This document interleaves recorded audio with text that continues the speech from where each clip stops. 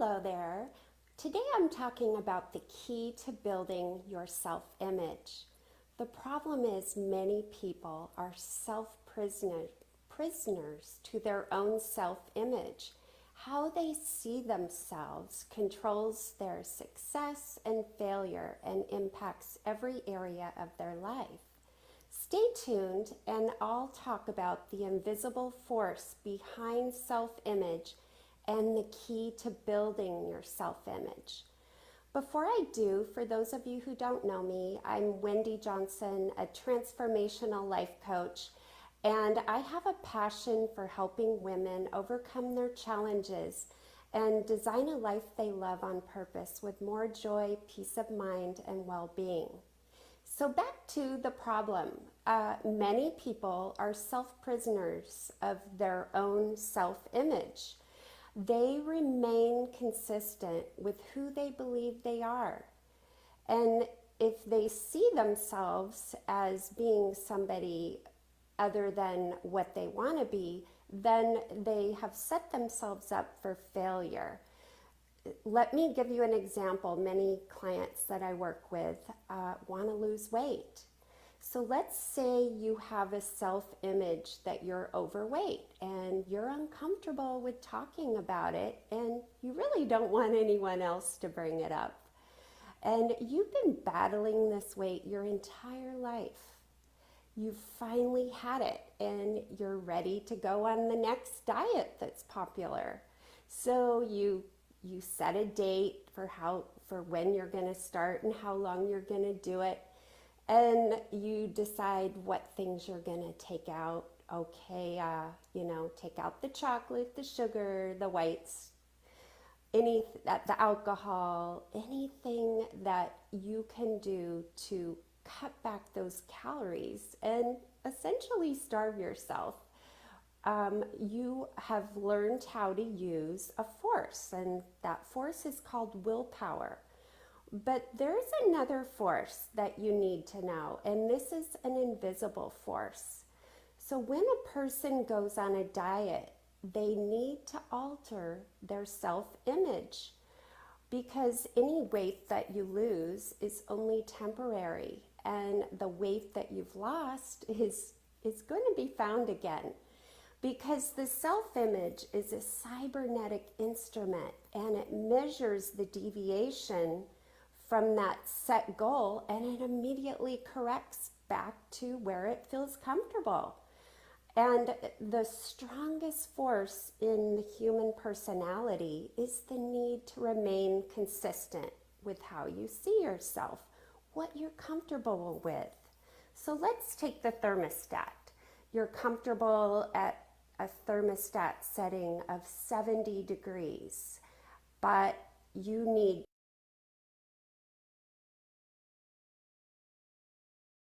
lower, say 60 degrees.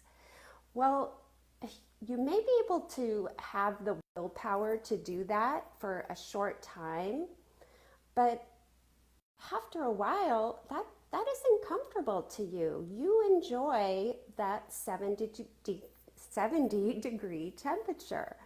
So what you're seeing is you're reflecting the thoughts that you're thinking in your head, and 95% of those actions that you take are coming from your subconscious mind, and they've been programmed there since birth, and you've adopted beliefs from your family, from your environment, from your school, from your friends, from your religious system. Whatever it is, you have carried those beliefs with you. And a lot of the beliefs are simply hogwash. They're not even true. They're distorted images of what you believe to be true, but they're actually just fiction. They're not facts. So let's go back to one of the clients I worked with, and they have this to say about losing weight. I can do it, but it's not fun, and I have to time it just right so that I'm not doing it, when I have a vacation or when I have a lot of events or parties. And I just need to find a time that I can really get strict and hard with myself, and I can, utilize that willpower that I've been able to use all these years. So I ask her what her thoughts are about being overweight. Well, she says, I'm fat. Okay, so you believe that you're fat. Well, yeah, I have evidence to prove that I'm fat. That's just who I am. It's in my genes. My mother's fat, my grandmother's fat. So, what do you think the chance of losing the weight and keeping it off and enjoying the process along the way is? Do you think that's a possibility for this client? And of course, it's not possible. It's possible that she could lose it, but it's highly possible that she'll just go back to what she's comfortable with because she has the beliefs that she is fat and that it's just the way she is and it's in her genes.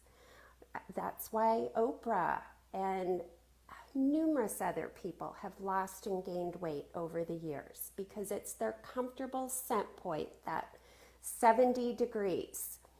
So, and I am very familiar with that because I had battles with weight for most of my life, and I was a yo-yo dieter, so I can totally understand this cybernetic system that is this invisible force that's in our mind. So the key here is to play with the possibility. You have to take an idea that you normally wouldn't believe in your mind that you can't do and that you don't think that could reasonably happen. You begin to gradually, you try on what you believe is possible. For example, say that you weigh 150 pounds, or my client weighs 150 pounds, and she wants to lose 25 pounds in a rigid way, say before the reunion. And so she has 25 pounds that she's going to lose in, say, 60 days.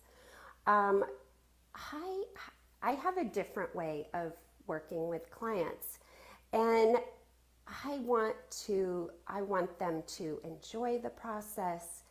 I don't want a rigid time frame, and I want you to be able to cultivate that new belief, to be able to reprogram your subconscious mind and to believe what is possible.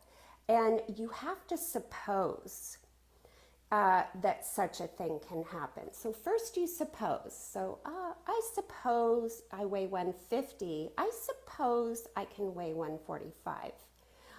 I can welcome the possibility. And I think that that could happen. So you play around with it. You imagine it. You put in, you feel it. You put in the mental picturing over and over. And you do this gradually, and you live into the person that is 145. That's your new comfortable set point. So it's something that is not a quick fix, and you're eliminating those fiction thoughts, and you're just sticking with the facts. And you're not working with willpower and force, but you're working with flow and fun and ease and believing in yourself, believing in a gradual possibility. I hope this has helped, and I have further help for you if you want to continue to alter your self-image and build it. I have a free guide, the 10 Principles to Design a Life You Love, where you can get clarity on your dreams and goals. And until next time, here's to you and your success.